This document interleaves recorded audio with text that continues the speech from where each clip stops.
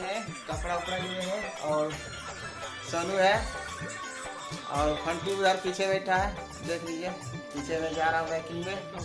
और कुछ बोलिए, आज कौन सा दिन है बाबू?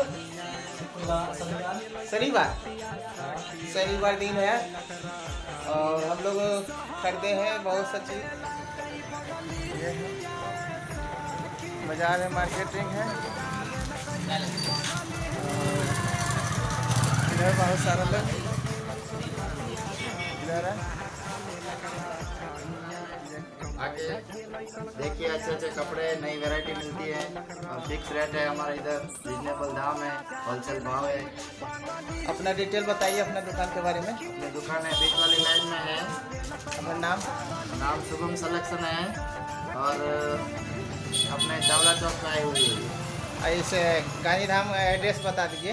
हाँ, गांधीधाम में है ये अपना चावला चौक। और वीडियो को इतना शेयर कीजिए कि आप लोग दिल है इतना खुश हो जाए कि हम लोग गदगद हो जाए। चल रहा है अंदर